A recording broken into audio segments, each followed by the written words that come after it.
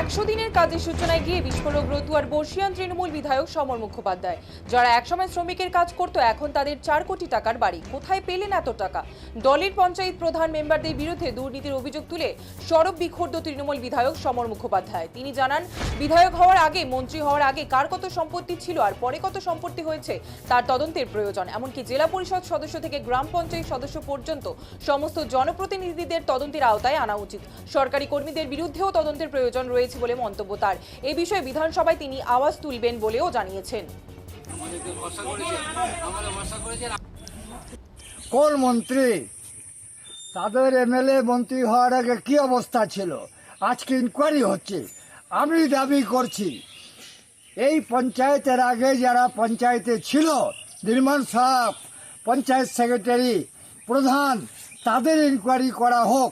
যেমন একটা উদাহরণ, আমার বিলাইমারি অঞ্চল প্রধান ও ছিল লেবার, এখন তার কোটি টাকার দেবীপুরে তার বিল্ডিং ন্যাচারাল ব্যারিয়ার বন্ধ করে বিলাইমারি গ্রাম পঞ্চায়েত অফিসের সামনে সেই বিরাট 4 কোটি টাকার প্রাসাদ কোথায় পেল?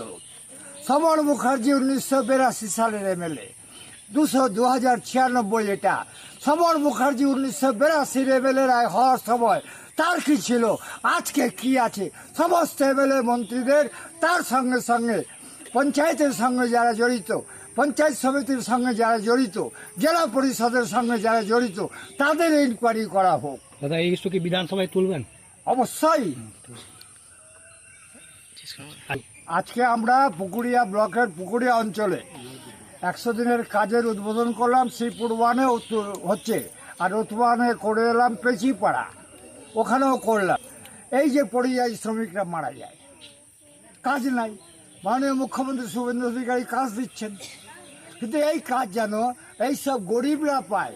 ফলস টিপ্পা দিয়ে টাকা উঠিয়ে এমএলএর দোতলা বাড়ি, পঞ্চায়েত সেক্রেটারির দোতলা বাড়ি, নির্মাণ সহায়কের দোতলা বাড়ি, এটা কিন্তু আমরা বরদাস্ত করব না। কোন মন্ত্রী, তাদের এমএলএ মন্ত্রী